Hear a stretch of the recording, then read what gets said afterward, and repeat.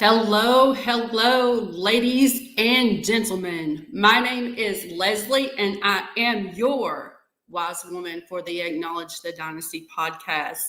I am so glad to have you all with me today on this evening for the premiere of Between the Ropes with Leslie. And so, episode 1 today, we are going to begin. It is the Manager's Manifesto.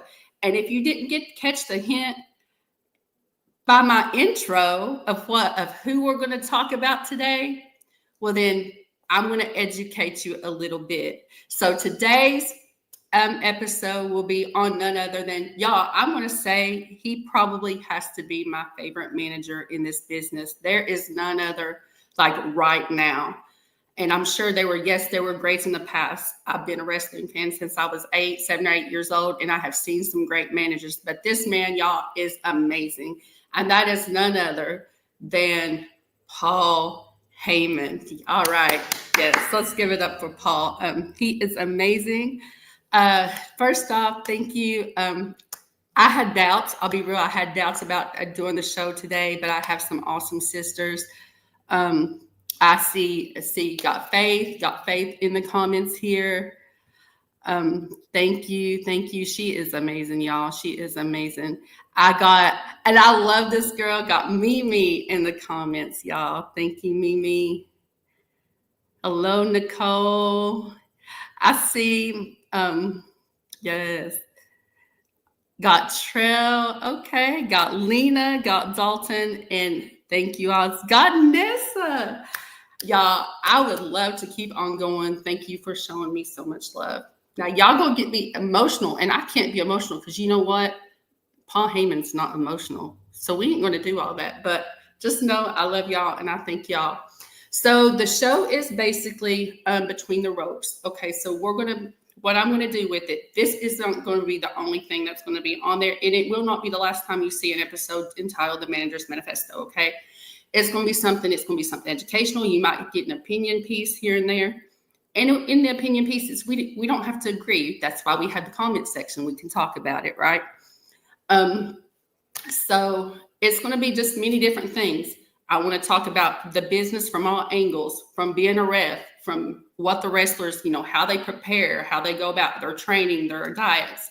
I want to talk about wardrobe, who designs those costumes and how do they come up with those concepts? Or like I said, it just may be an opinion piece.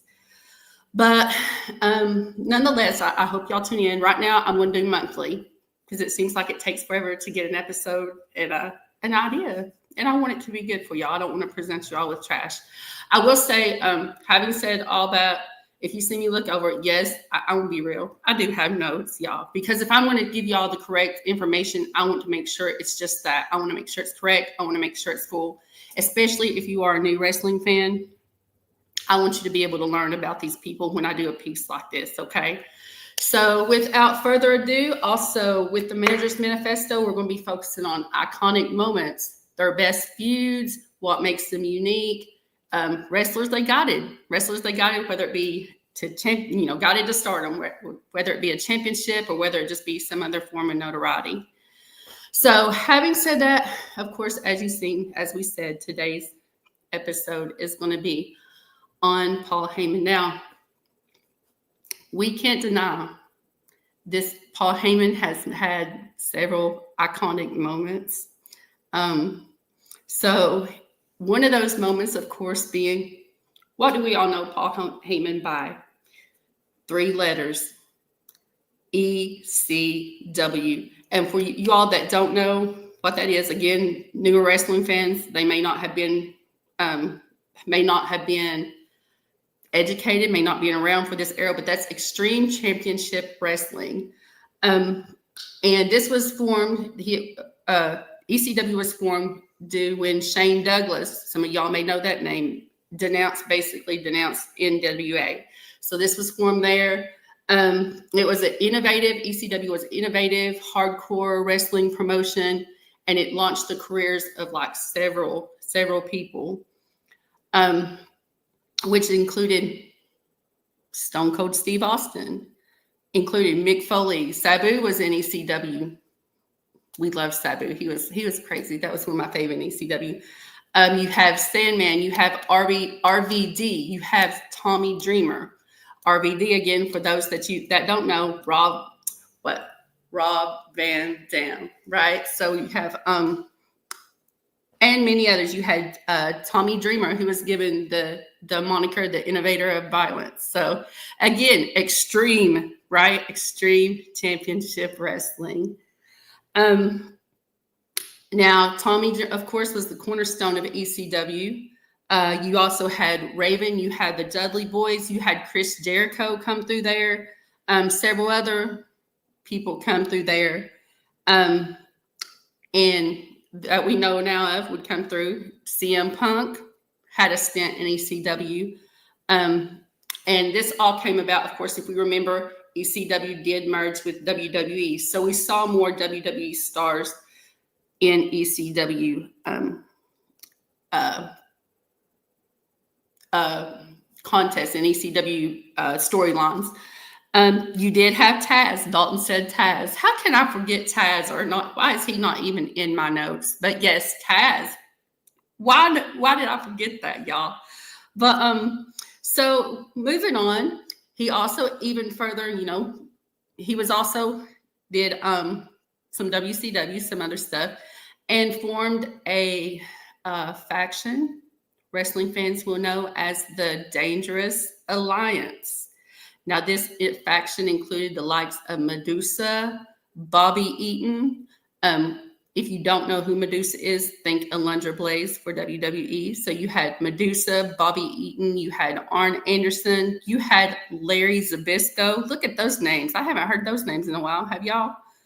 And a young, stunning Steve Austin. Of course, this was before he became Stone Cold Steve Austin, as we all know. So the Dangerous Alliance was formed in WCW, and it was formed to basically seek revenge on the company and destroy their heroes. That was their whole purpose. They wanted to cause chaos. They wanted to destroy the company's heroes.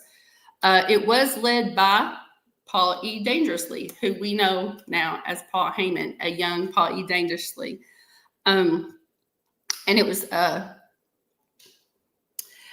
carried and let's see who then look at me forget have to look, but I should know who Paul E. Dangerously was. And if you do you remember that 1980s style cell phone that he carried?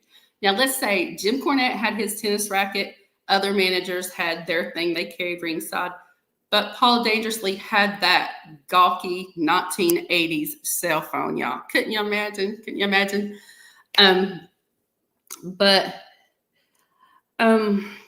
Now this group, the Dangerous Alliance, was disbanded at Wrestle War in 1992 in a War Games match. Now this War Games match was against Sting and his squadron. So Sting's squadron. And Chael said his mom had that phone. That's hilarious to me, but it fit the gimmick. I'm convinced that phone was not just used as a prop. I'm convinced that phone may have been used as a weapon at some points too. So, but yes, Faith said that phone Paul had, I know, as the brick phone. Yes, it was crazy, but that was him. That was the part of the gimmick, and now he's replaced that 1980s phone with today's probably most up-to-date iPhone. What y'all think? Yeah, I think so too. But anywho, they were going against Sting's squadron in a match. So in this match, Larry Zbyszko had inadvertently hit Bobby Eaton, right? So the same shenanigans, and this led to a victory for Sting's team, and the downfall of the Dangerous Alliance. Now, some of the Alliance's key opponents. Now they had some key opponents. You had Sting, you had Ricky Steamboat, you had Barry Windham, you had Dustin Rhodes. So I'm sure some of y'all, especially if you're my age or maybe a little younger, You know those names, right? You know the Ricky Steamboats. You know the yeah. I know y'all know Dustin Rhodes because I think he's still going, pretty much still going in the business, so strong. But this was of course, the Hill faction was known for its impressive talent. They had those names, y'all could not mention those names and tell me there's no talent there. They were amazing in talent. But they had the talent, then they had the booking that helped increase the ratings for WCW. So the Dangerous Alliance was a good thing at that time for WCW. It helped them, helped increase their ratings. Of course, WCW was Sting country, so just that whole rivalry there with Sting Squadron helped bring it about and help grow that brand, help grow WCW. So, but I'm still convinced. I don't see no other manager that could have took the Dangerous Alliance and did the things that Paul Heyman done with them. Or in that case, was it like Paul E. Dangerously, should I say, done with them? And you did. He's up there. He's definitely up there at that top echelon of managers. Then there was a time. How many of y'all remember the worked shoot on Vince McMahon? So he did this work shoot. I don't have that much info on it. If you do, share with each other in the comments about it. But in 2000, there was a work shoot he had done apparently on Vince McMahon. This is one of the big moments he did. It was raw. It was emotional. This promo on Vince where he blamed Vince. He blamed Vince and he blamed TNN for the downfall of ECW. And this was done on an episode actually of ECW Hardcore. I'm guessing since it was about the downfall of ECW, probably a last ECW WWE episode there when they were collaborating. But if you know more about that, go ahead and put that in the comments. And Faith says, Paul's intelligence is right up there with the geniuses of the world. The man is an in-ring genius. And we're going to talk more about his in-ring, more about his career and those promos and everything. Now, one of his other moments, we're moving on through time, the betrayal of Brock Lesnar at Survivor Series 2002. And then you have the Royal Rumble, not only once, but twice at Royal Rumble 2022.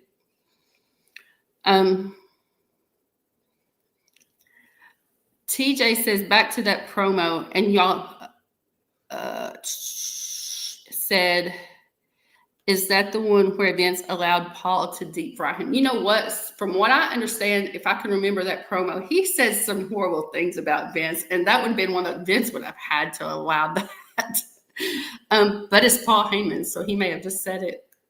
But Vince may have let him go out there and do. But then it is called shoot, but who knows what actually went on behind the scenes. From what I understand, him and Vince, they had, in real life, y'all had that good relationship. And, you know, Vince trusted Paul with doing on that mic. As you see, even now, creative trust him on that mic. So you cannot go wrong. You cannot go wrong. Faith, Monty, if you're in the comments, we got a new subscriber. Yay! And just like Nicole, y'all come on and subscribe because you're not going to get this show. You're going to get Faith's show. We're going to discuss all this at the end. We're going to get everybody's shows, but we're here every time wrestling WWE is on TV, almost. So, but yes, thank you, Nicole. We get to 500, someone gets a prize. Going to discuss that later, okay? Trail said Vince had told him, give me what you got and make me money. Vince did not care at his own expense, did he not? He saw green. He wanted that money. So he wanted that money. But now we continue, of course, with another time in his career, his work with CM Punk and the Paul Heyman guy phenomenon. So this is where we start to go into the phrase, the Paul Heyman guy, right? So CM Punk was the first Paul Heyman guy. This was a label applied to Punk by WWE management. So WWE management gave him that label. That's where you got the Paul Heyman guy from. However, the relationship had begun in a Federation Ohio Valley Wrestling, OVW for us old folks that we simply know it by the acronym, I guess you could say. So OVW, Ohio Valley Wrestling for you younger ones. And this is where Heyman was the head. He was the head of OVW, the head of the promotion there. And even in OVW, Heyman was Punk's on-screen, like his on-screen manager. So he was still, that relationship started very early. So when you see on WWE TV now, to understand that friendship now, for you younger fans or those new fans, that's where that relationship started. So they have been friends since OVW from that day. He was the numero uno Paul Heyman guy. So that's where we get that concept from. So, and I lost my place here. Okay.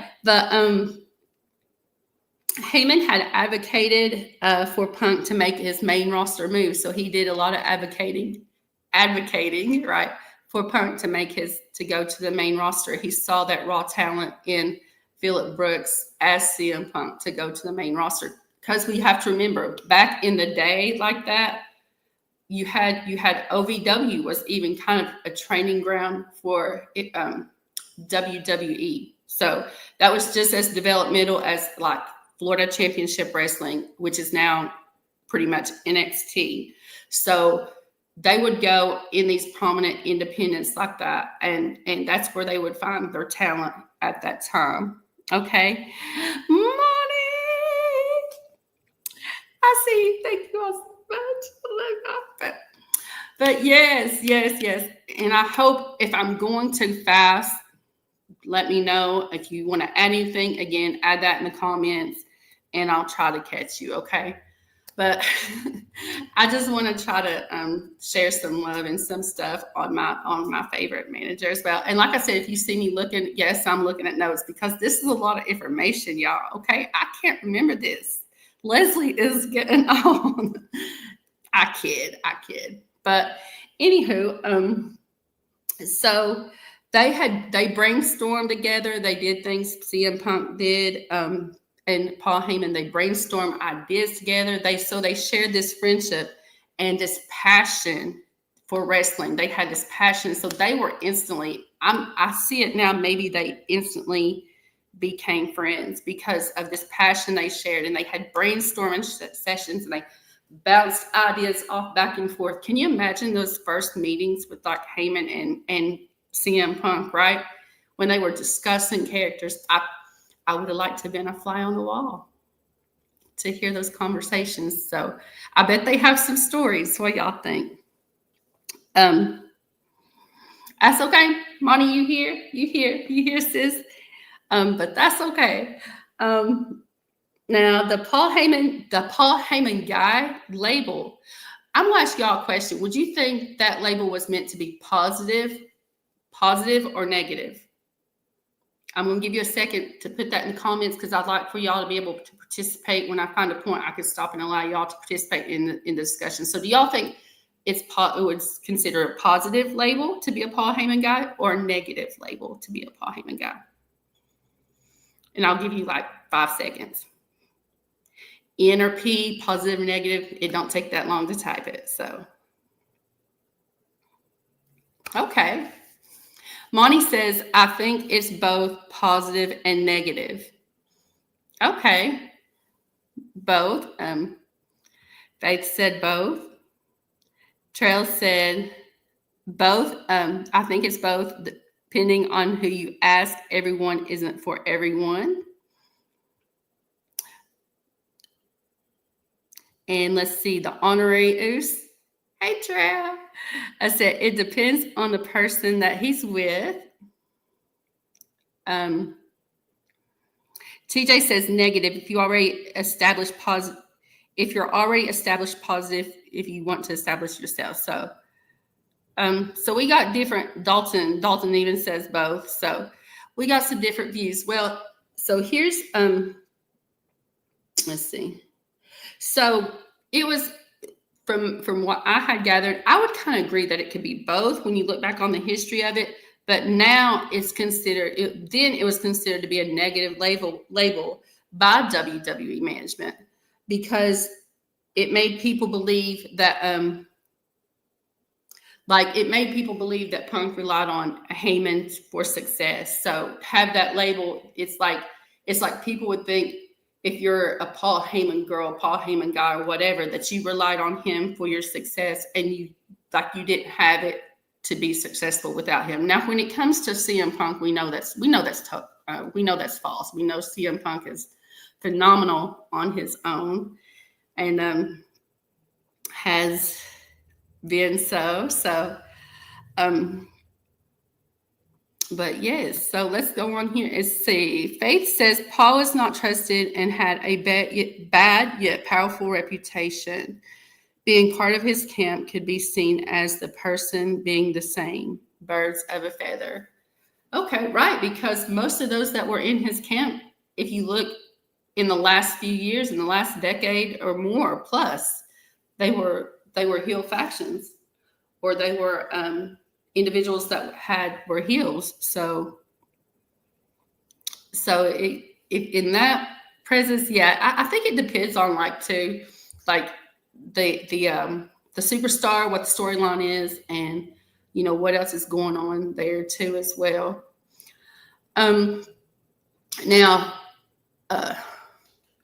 Now they're saying the opinions, and this maybe, I don't think he was, but the way when I was researching that, they were talking like that Punk was brought down by this tag. I don't think that to be true, though. I think it kind of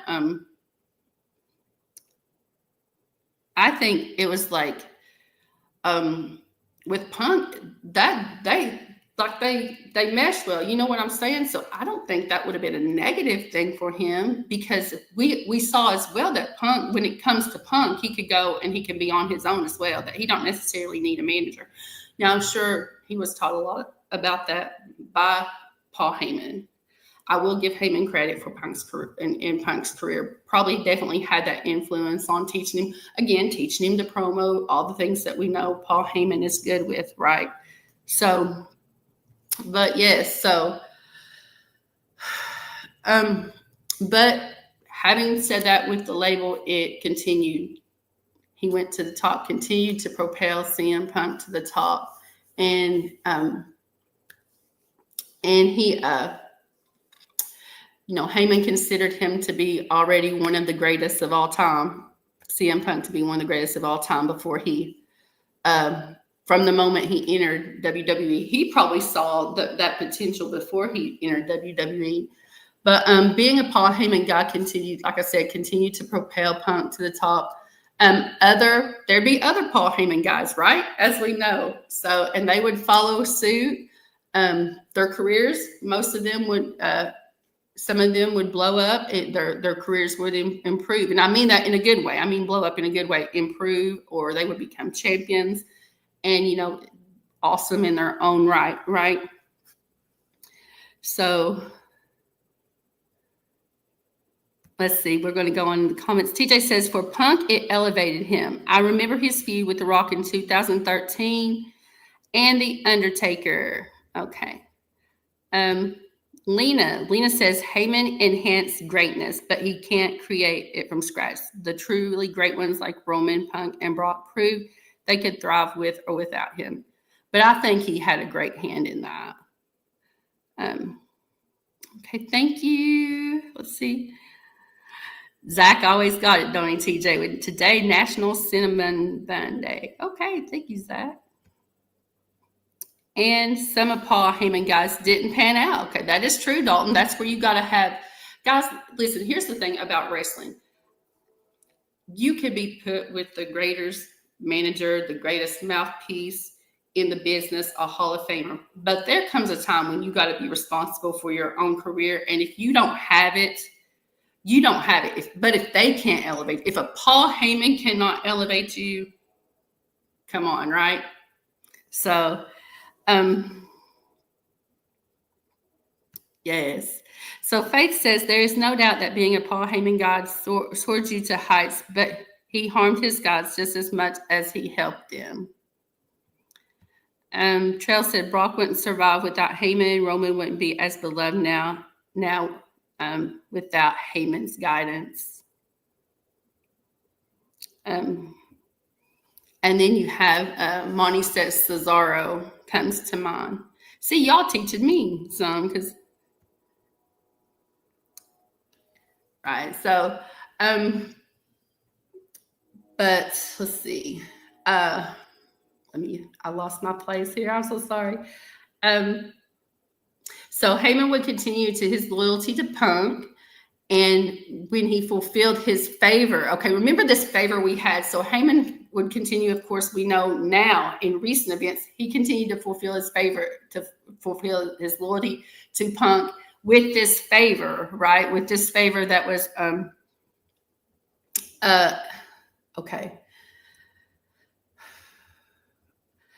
to Punk by saying that he would be in his corner in the triple threat match at WrestleMania. It was, of course, we remember Punk, Seth, and Roman Reigns.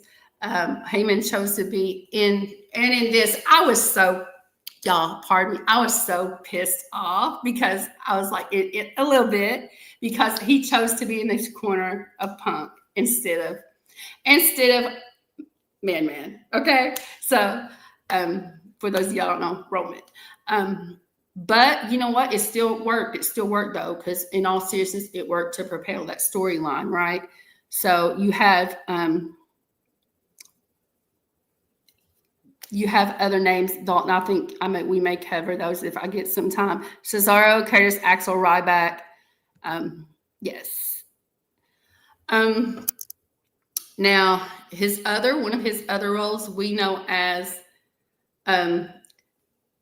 and my favorite role, the wise man to Roman Reigns, guys. Okay, so Heyman's first role within the Anoa'i family, and y'all, I'm getting so hyped to talk about this because this is part where with the family, and shout out to them. But so this was not his first role within the Anoa'i family, right? So his first role within the family goes all the way back. His relationship with the Samoan dynasty, with the Anoa'i Fatu family, goes all the way back to the Wild Samoans, goes all the way back to Alpha and Sika.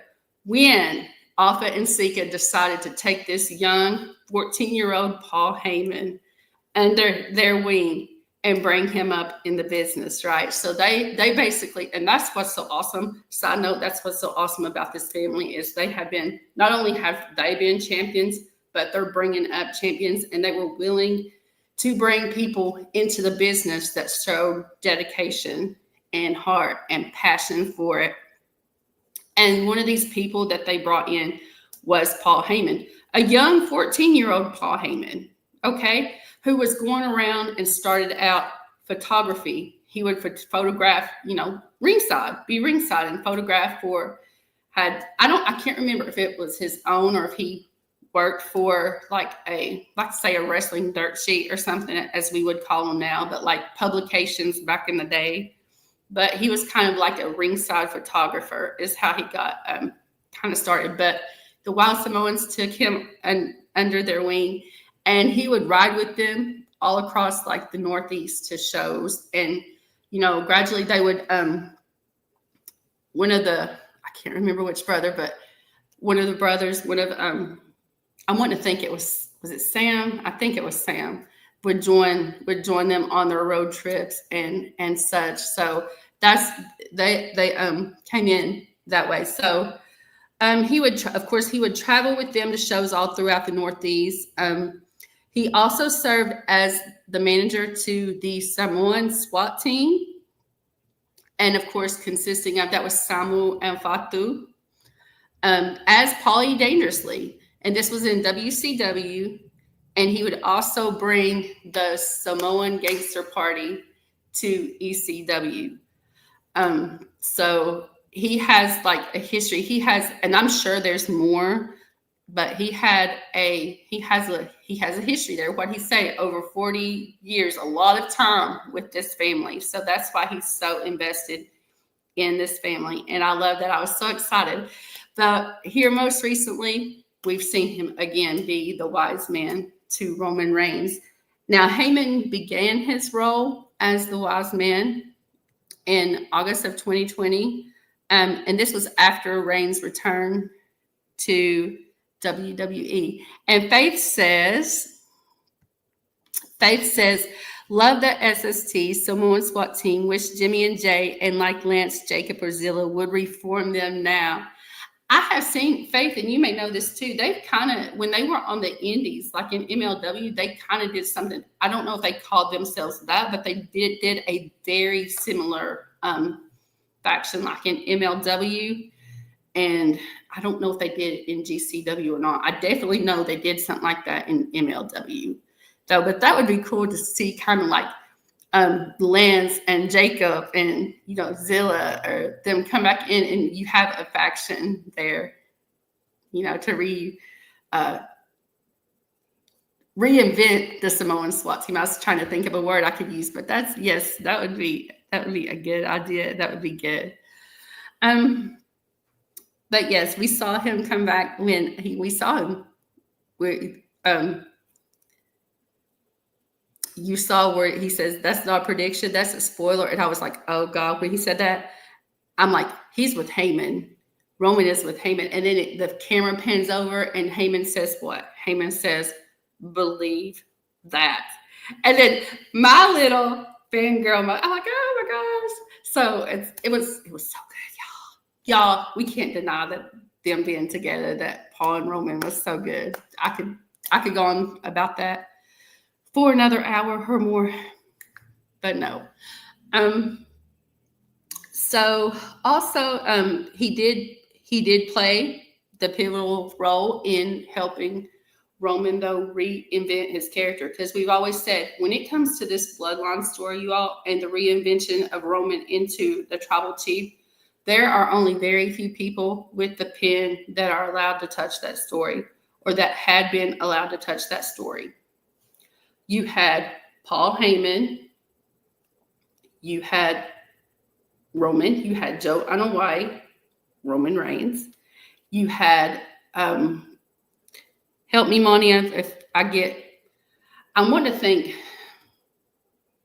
I didn't lost my thought on it, but you had Paul and Roman in there, because you hardly see the talent be able to be involved in their own storylines, especially if it's a major storyline. But it was made abundantly clear, like he said, if I come back, I got to do this my way. And that was part of him doing that his way, is him and Paul working together on that story, which we still see now today. So you had, thank you, Monty. Monty said the Rocks writer as well. So you had people that were close to him, close to Roman, writing that story and collaborating on that story, which, don't come at me, y'all. And I know the ones in the chat know it, so they won't. But that bloodline story is going to go down as one of the greatest stories in this business, in the history of this business.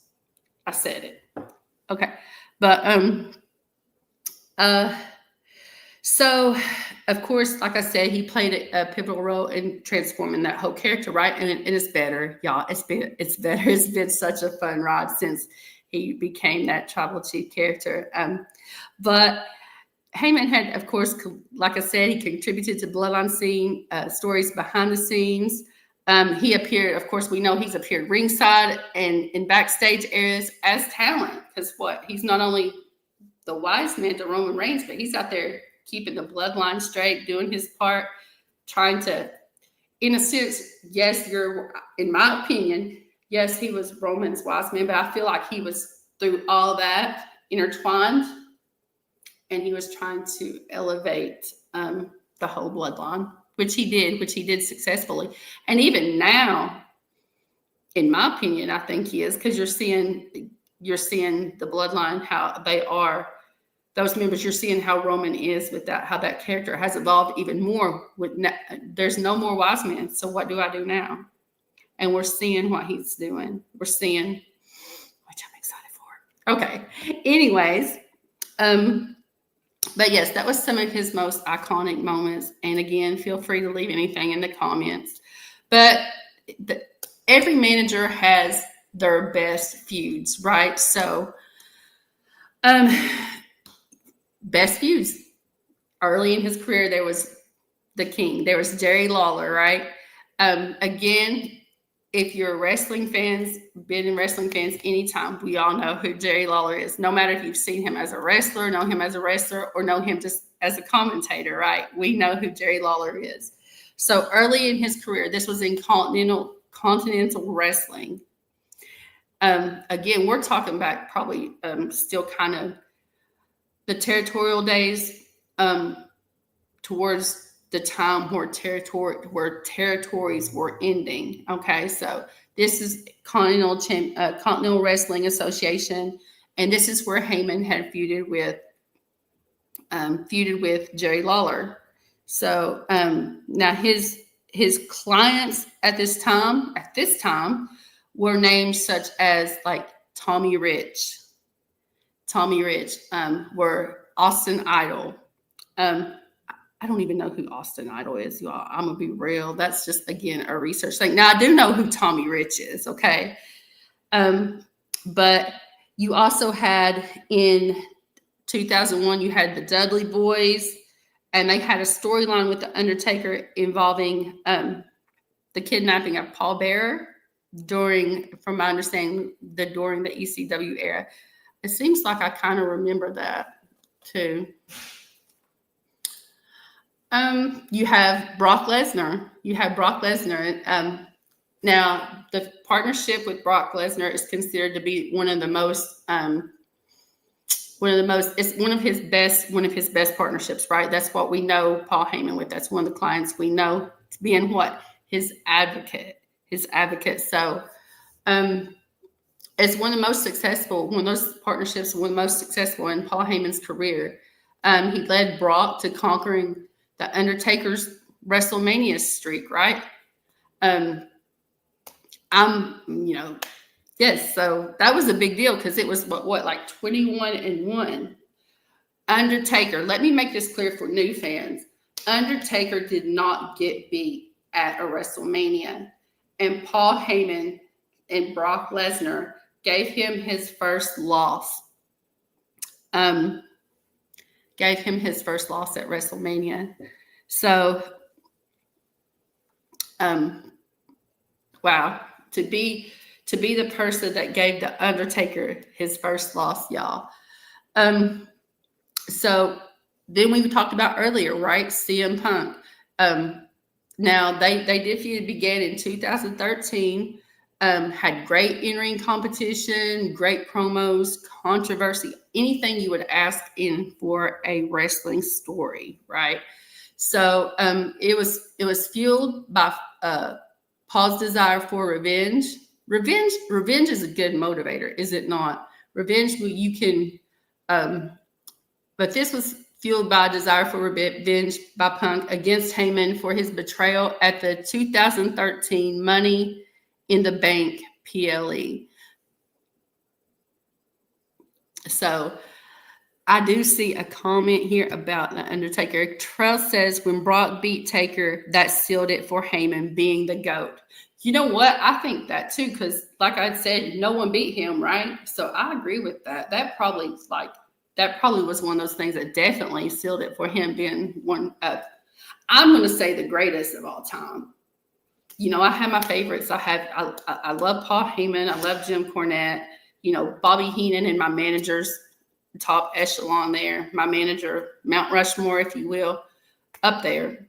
But yes, I think that definitely that relationship, and when he beat Taker, that sealed it right there. Because no one expected. Okay, I'm not going to say we didn't expect it. Some of us fans we know. But it wasn't supposed to happen. Like, it wasn't, you didn't beat The Undertaker at WrestleMania, right? So, but like, back to Punk, like, their feud, like, after that 2013 Money in the Bank PLE, their feud increased the popularity of both men, right? So you had even more people tuning in to see what's going on between Punk and Heyman, right? Shout out to the 37 listening. Thank you all. Thank you for the love. Thank you so much. I appreciate that. Let's see. Heyman had led Brock Lesnar, Curtis Axel, and Ryback into feuds with Punk during this time. So there's the names: Ryback, Curtis Axel, and who else does it? Brock Lesnar. Duh, we were just talking about him, right? So that's where you see Brock, Curtis Axel, Ryback enter the chat, so to speak. And then, of course, we have Roman Reigns. Now, like I said before, and we all know, he played the role as wise man to Roman throughout this historic reign that Roman had as the tribal chief, right? He delivered promos on his behalf, which some of these promos, y'all, were amazing. If you've not watched this Bloodline story, go back to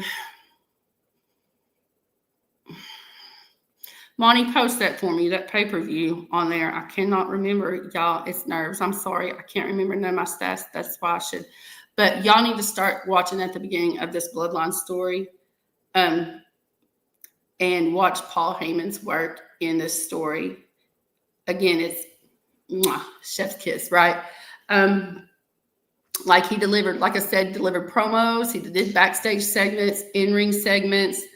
And of course, now we know he's aligned himself, weaseled himself into the vision. Okay, aligned himself with Seth Rollins and the Braun Brawns, and now going against Roman Reigns, and he's like, I don't know what his deal poking the bear with Roman Reigns is.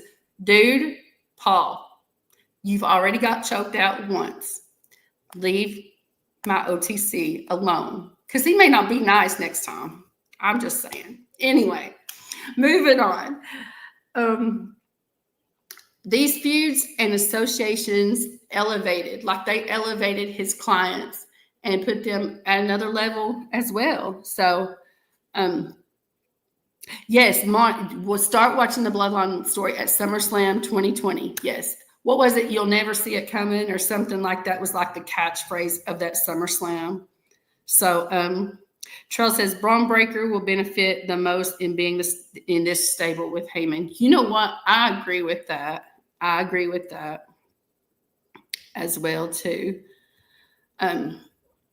But he has done so much for his clients. And guess what, y'all? Doing in all this, us as fans, we have ate throughout Paul Heyman's career. And you know what I mean? We have had some memorable moments.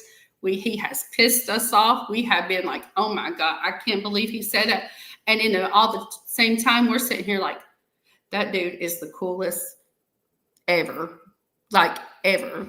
The promo, you can't beat it. The guy is a speaker. He can speak. Coolest ever. Yes, so never see it coming was the SummerSlam 2020 tagline. So y'all need to start that, and you can see YouTube some of the like past, but you can also see some of like the more, you could see 2020 till present, starting with that pay-per-view, starting with that PLE.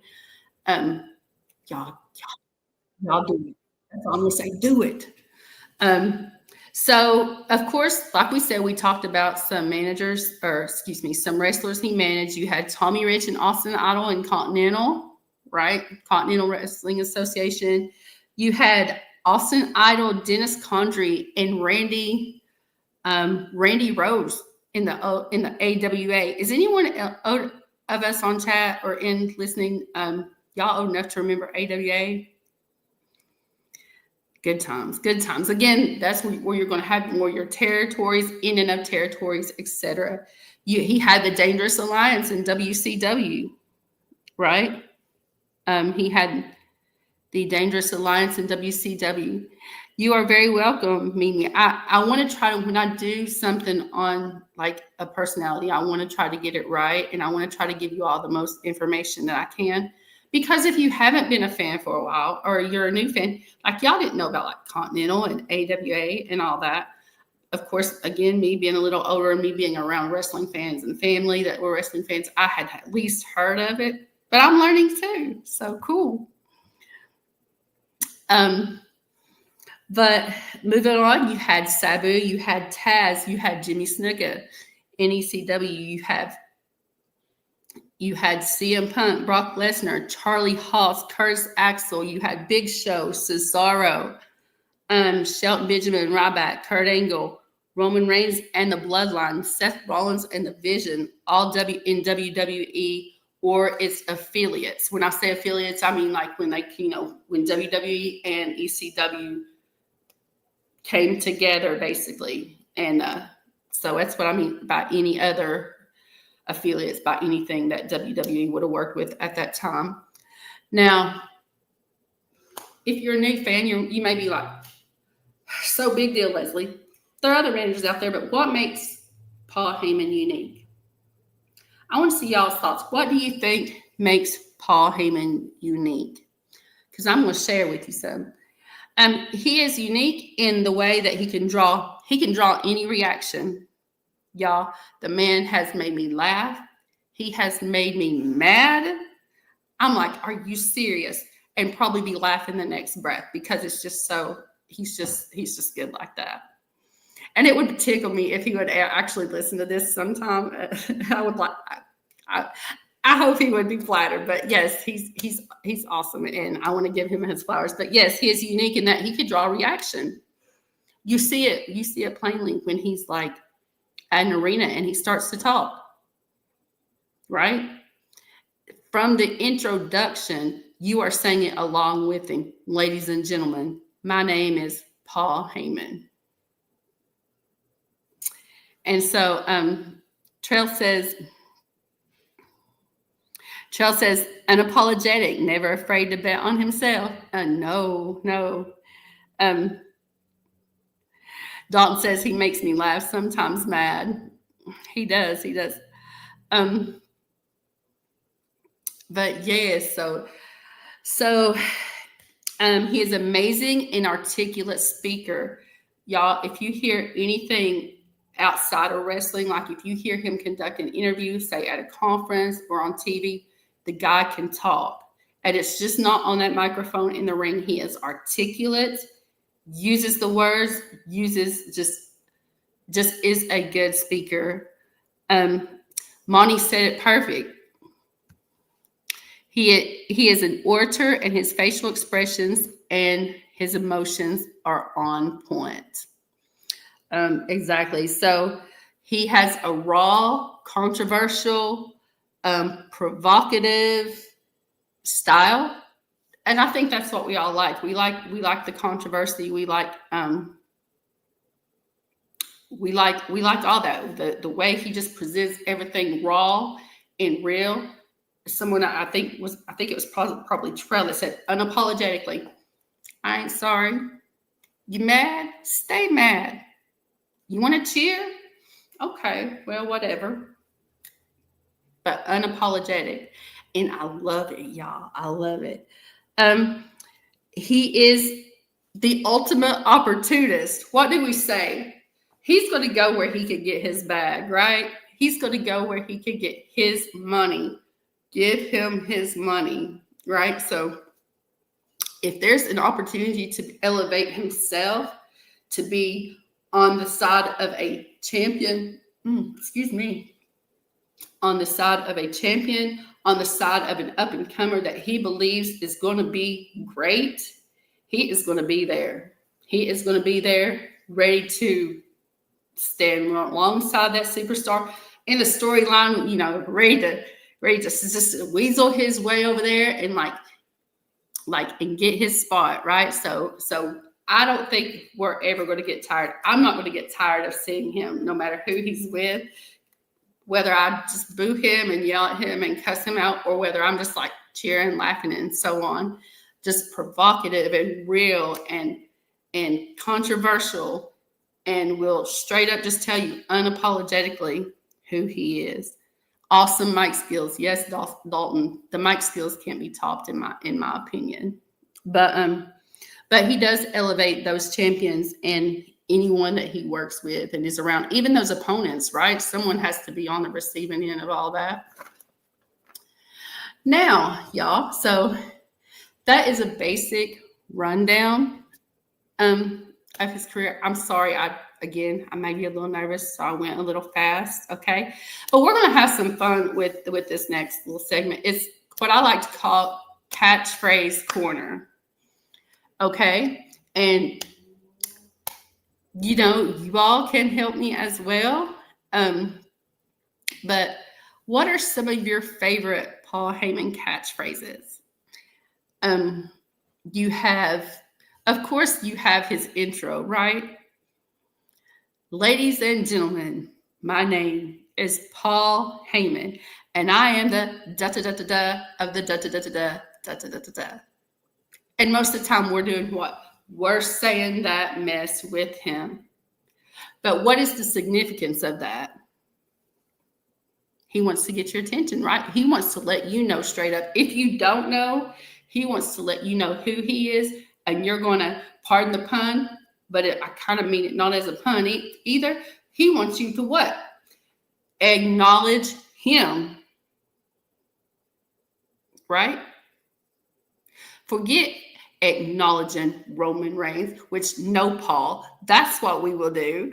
But Paul Heyman wants you to acknowledge him. So hence, every time he comes out in a big, booming, loud, annoying voice, ladies and gentlemen, my name is Paul Heyman. And we all, pardon me, I'm not a fan, so I'm being guessed, I'm going to be critical. That's just like that stupid whoa in Cody's song. You do it, and it's just like there. You do it because it's there, and you're used to doing it. So that's why we do this with Paul Heyman. The ladies and gentlemen, my name is Paul Heyman. We do it because we're accustomed to do it, right? So, and that's good. You think he go backstage? I had them right here. Every time we fuss at him, every time we do say along with his catchphrases, we're right here. Guilty as charged, Paul. Guilty as charged. You have and then you have the infamous, and that's not a prediction. It's a what, guys? It's a spoiler. And he says this because, you know, he is so assured of himself that when I tell you something and I put this tagline on the end of it, it's going to happen just the way I said it. And again, that's the confidence, right? And we love it, wrestling fans, don't we? Could you imagine a Paul Heyman that wasn't confident, y'all? It is Mimi. I forgot. She said, I can't help it, okay? She said, the whoa, hey, it's real. I forgot that Faith got on to trail over that, but that's a whole nother story. Oh my God. It is real. But yes, but with Paul Heyman, y'all, we know that when he says something, he's confident in it and it'll happen, right?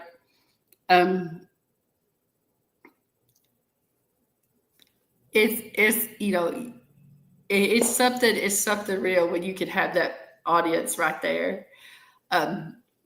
So let's see.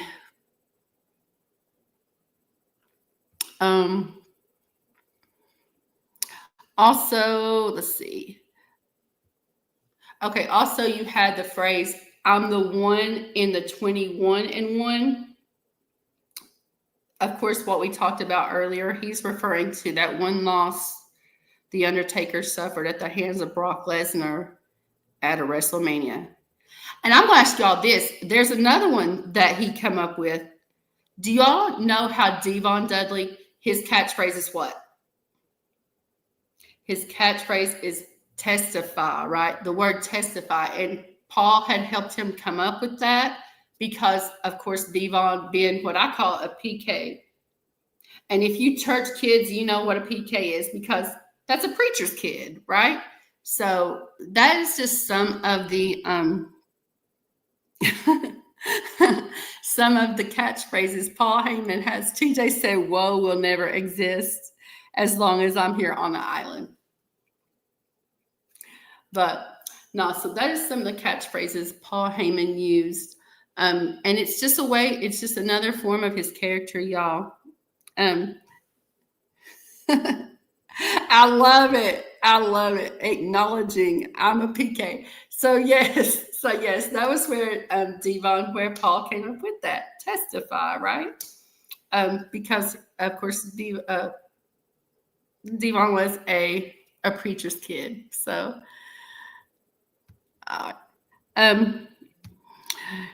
Dalton says his favorite is the "Ladies and Gentlemen, my name is Paul Heyman."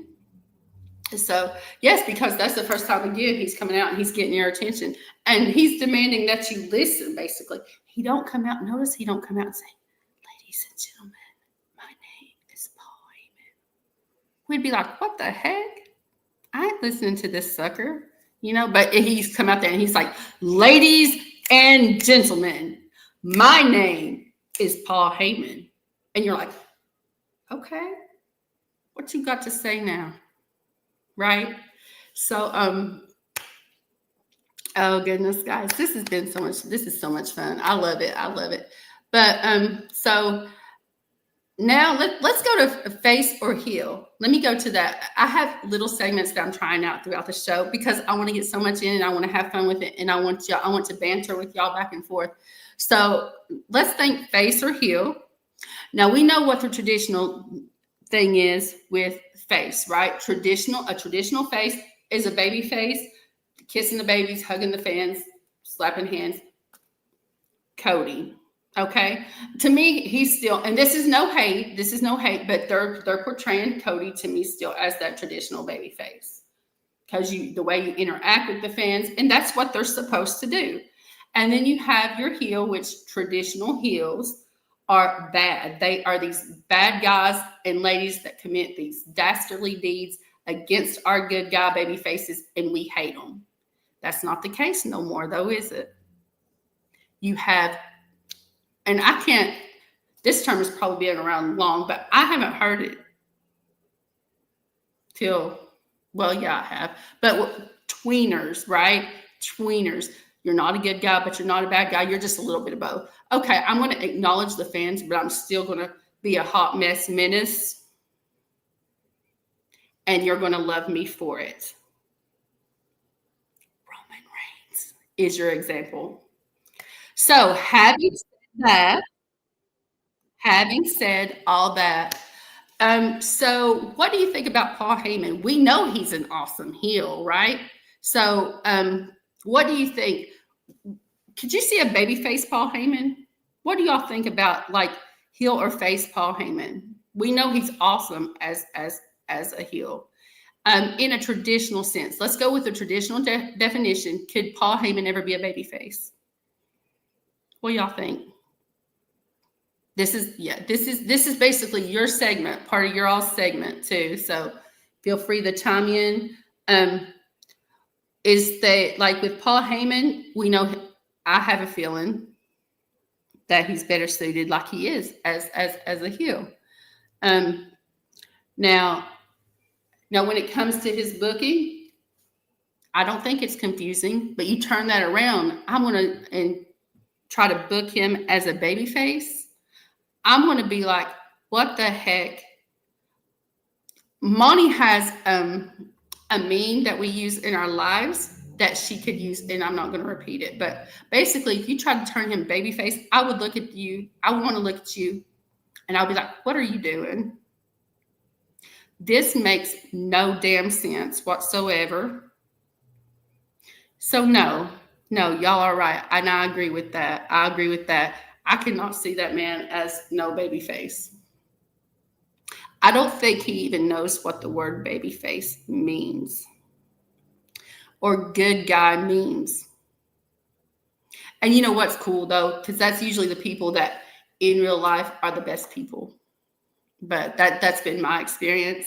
You know, being a wrestling fan, being around them. Your heels are usually your most awesome people in real life. So, um, now Lena has a point here.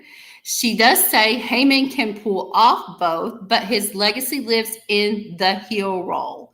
Nobody manipulates the narrative like him. And I agree with that. It's definitely the heel role. I think they have tried to kind of place, you know, he can pull off. I, and then Monty says he can't even spell babyface. I don't think as like when we're talking a traditional babyface. No, I agree with Monty, but I also think the most babyface Paul Heyman's going to go for me is being a tweener. That's the most babyface he's going to go for me.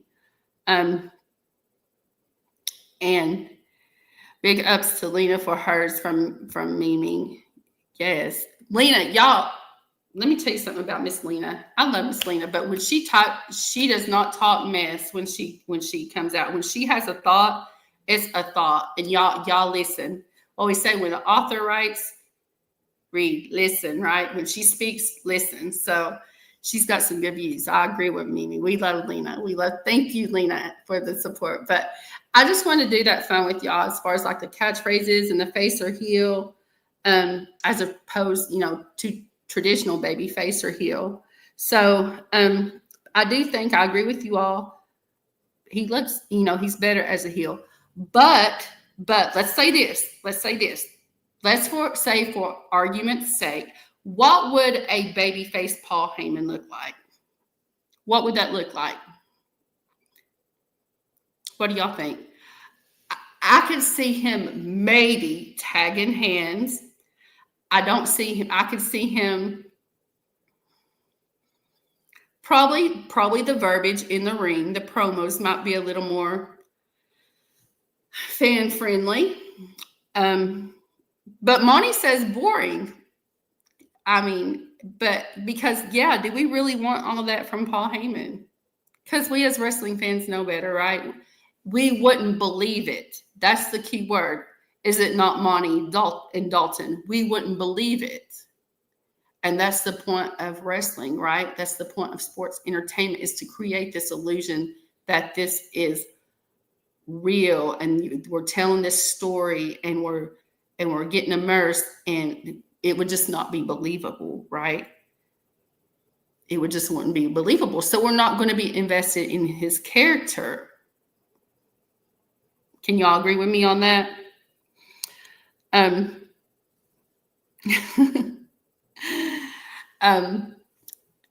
Monty, I love this because you know what? That would be in my brain too.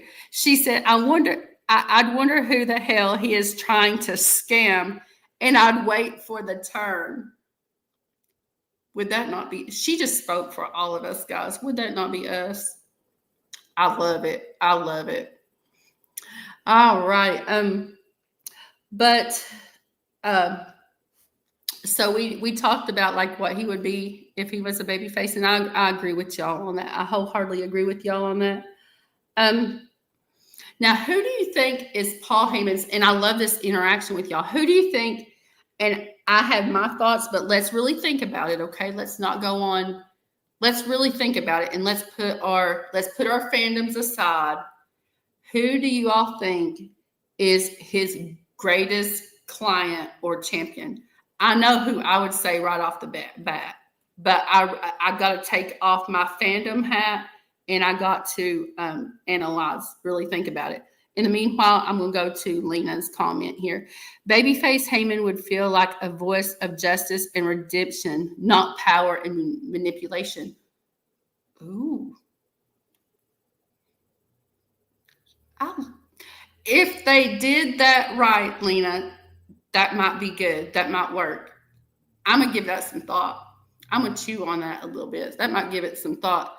But so to my last question, TJ says Brock.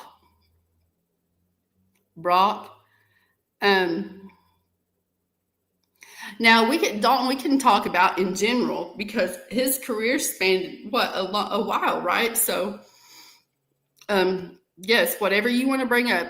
Monty says Brock, Punk, and Roman, no questions. So that's her top three, y'all. That's her top three of his greatest champion or clients. So let me go back further though. Um, I feel he had a good run with with the Dangerous Alliance. Now I remember them, like I remember them vaguely because I was much younger, of course, but I do remember the run he had with them. So I feel like with clientele, that was one of his greatest like clientele. Okay, that's just my thoughts on it. Um, but I kind of agree. In present day, it would be Brock, it would be Roman, and it would be Punk. I'm with Monty on that one. Um, all for different reasons, in my opinion. Like he made Brock look virtually unstoppable. Together, they were unbeatable, right? Punk, you just see that friendship, you see that build, you see that camaraderie, you see just the love those two have for each other. Um, and of course, Romans is obvious. You had, what he's done, how he's helped enhance, just his with the character development, and just so much, so much. I can't. Let me go back up here real quick. Make sure I didn't. Dalton says CM Punk. Mimi says, I like Lena's take. The tweener babyface redemption arc, making things up to Roman, but then Roman doesn't trust him and does him hella dirty. Then Paul goes back to being a heel. Roman would be ready to beat his ass by the end. I love y'all, but I love it. I love it because I love it. Thank you. I love those thoughts though. So with the rookies, with the young ones coming up, who do we think is going to be like who's going to be the next Paul Heyman guy? Who do y'all think is going to be the next Paul Heyman guy? Trell says Heyman's best work are with the tweeners. See what I'm doing? I worked a little bit in the beginning. I'm going to let y'all work and help it work a little bit now. Who do y'all think, like rookies coming up, who do you see being a Paul Heyman guy? I really don't have any thoughts on this other than, and Lena just popped it up. I just saw it on screen. I don't have any other thoughts than Breaker. But so that would have been my first thought too. Miss Lena would have been a Braun Breaker.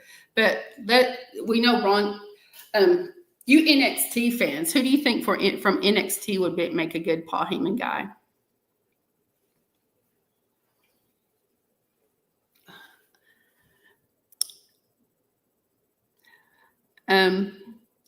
Monty says everyone says Breaker, but pair him with Oba. Oba Femi needs to be the next Paul Heyman guy. You know what? I could see that. Oba Femi is already a star. Like to me, he's already a superstar in his own right. But if you pair him with someone like a Paul Heyman, he would go through the stratosphere. I don't doubt that at all. Can you imagine the promos that he could cut with and about Oba Femi? Trell said maybe. Dalton said Trick Williams. Trell said Ricky Saints. I could see him with Ricky Saints. I could see him doing. I could see that. Trick Williams. Trick. I could see that too. Now this one would be really good. Javon Evans. But the thing is, babyface Javon, no. And have we seen? I'm still learning NXT fans. I'm still learning. Have we seen Javon as a heel yet? I haven't. I'm just saying I haven't. Now it would take that heel turn, I think, for someone like a young OG. But yeah, I could see that.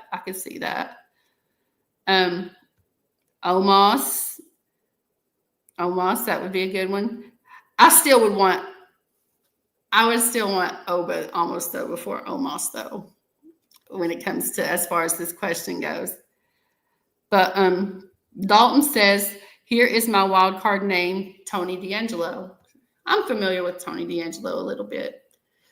But y'all threw out some good ideas, some really good ideas, especially some of those NXT names. I could really see that as well. But cool deal. So, do y'all think, like, compared to when he first started, from what you heard and what you know, from when he first started to now, do you think he's changed much? Like, how do you think he's changed? How do you think he's changed with, like, throughout his career? I'm gonna give y'all a minute. As for me, I don't feel like he's changed very much. I mean, of course, he's grown and matured, but the gimmick to me is still the same. It's like one of those things, why fix it if it's not broken, right? He's still the manipulative, the raw, the provocative, the real, the controversial figure that he's been since his Dangerous Alliance days, perhaps even since Continental. So, but while y'all are thinking, Monty said he's wiser than in his ECW days. His ECW days, of course, that's extreme, right? They meant that to be extreme, but them promos. Okay, let me say this. I realized there was a lot of hot mess language in ECW. You heard mess. Things that right now that couldn't be on TV. We always joke that the Attitude Era couldn't be on TV right now. ECW definitely could not be on TV, not network TV right now. So in that aspect, we go to. He has grown, in my opinion, because the promos have grown. He's using. They're more articulate. They're more. You're not hearing. For example, you're not hearing F-bombs dropped every other word. Right? So, Lord! Oh! Okay, sorry, y'all. Sorry, I got excited. But, yay, Lord! Okay, y'all. Anyway, sorry. Okay, but, yes, ECW main event mamas. Yes! But, yes, so ECW would be streaming only now, and that is true. That would be probably like you're streaming.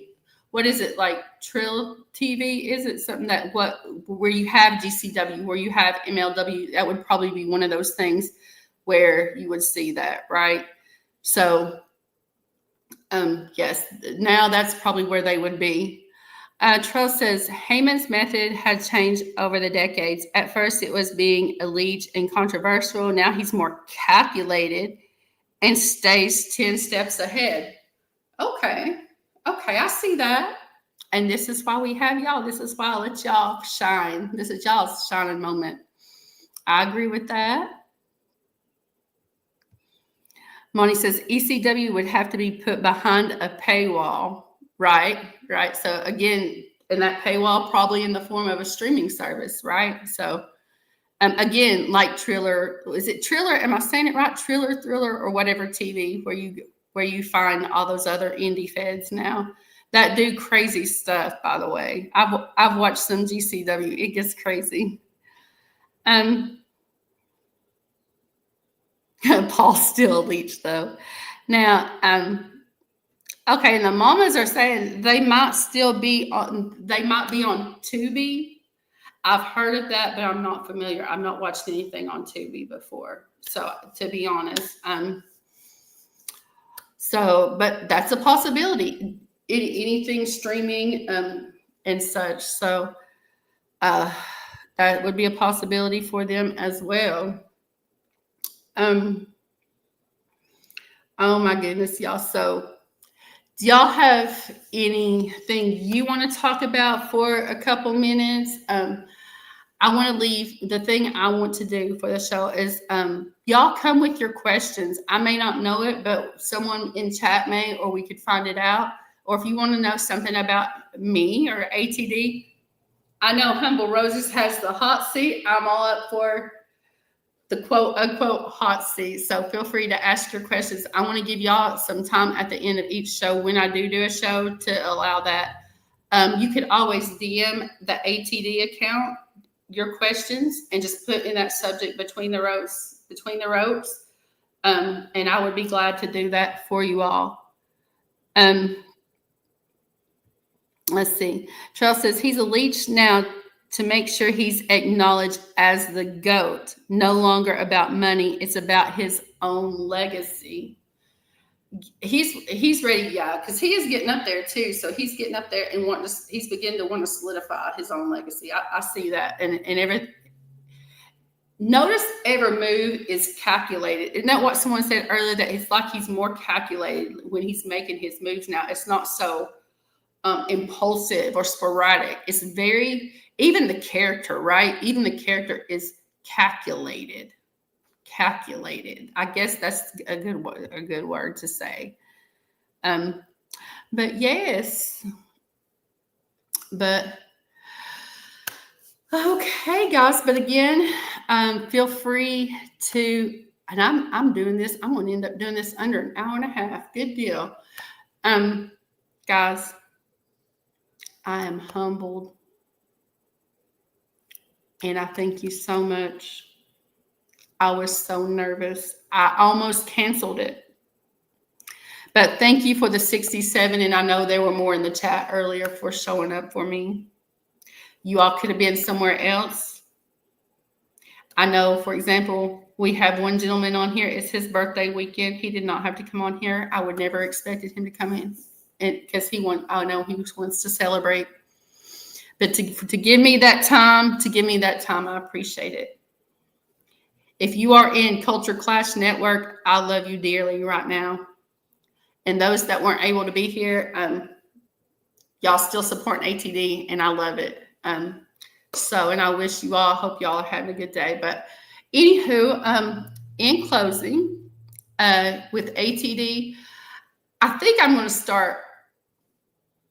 I'm on YouTube as well. Like I'm on YouTube. I can't remember.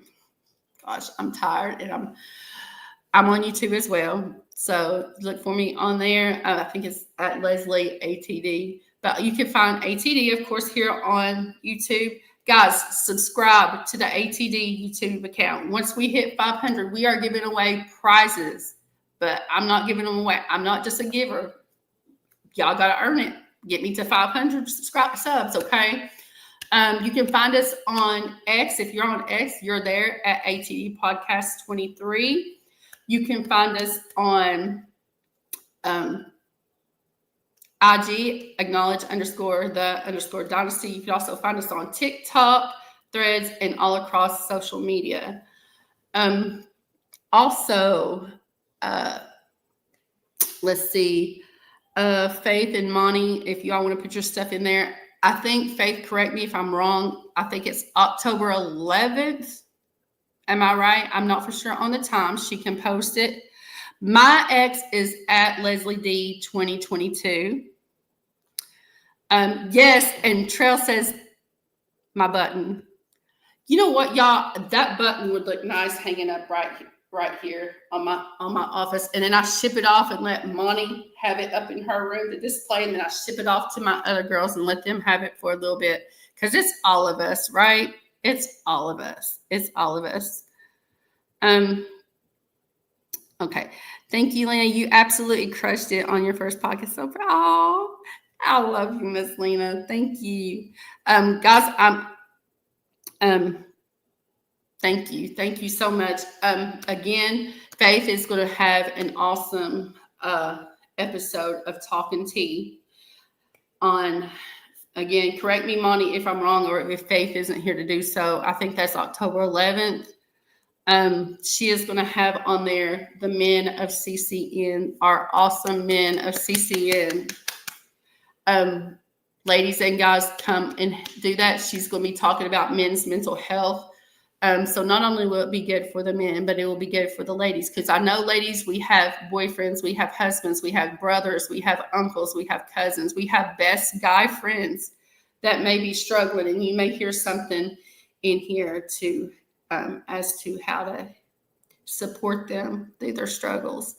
But it's going to be, there's awesome men. They're awesome men with awesome, they're talented, awesome, amazing men. And they're going to basically share whatever they feel comfortable sharing on this show as it pertains to men's mental health. So check that out. Also, if you have not gotten it, one of the prizes is going to be Monty's book. But if you have not gotten it, it's available in several forms. She will probably be glad to post that, but you could get that on barnesandnoble.com. You can search Monique Vaughn. It is Homecoming, book 1 of the American Royalty series. I have heard this promo for her book so many times. I hope she's proud of me because I'm trying to remember. Guys, I got the book and I'm reading it and it is good. But you can get that on barnesandnoble.com. That's Monique Vaughn, Vaughan.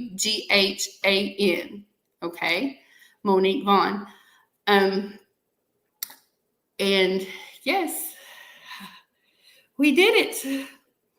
So I just want to let you know, I love y'all. I thank y'all. Be good to each other. Stay healthy. You know what? I'm big on mental health as well. Everybody, look out for your mental health. Take a break. Okay? Take a break. Breathe. It's going to be okay. Hey, if you don't have no one to support you, my DMs are open. Drop a DM for me in the ATD. If nothing else, I will send you a message of prayer and support and encouragement back to you. I'm not a therapist, but I can show you some love in your struggle, okay? So you don't have to go through it alone. But yes, I love you. Everybody take care. You heard the promos for the books, the shows. We will be with you again on Monday for Raw. We always have fun, y'all. If you all aren't in those watch-alongs, so sometimes it's a mess in the best way. Mimi knows, Trail knows, CCN knows. So I'm just going to close it with, if you believe, God bless you all. Have a blessed night. Have an awesome rest of your weekend. And I will see you Monday. Okay? I love y'all. Thank y'all for coming. Thank you so much. Love y'all. Love you so much.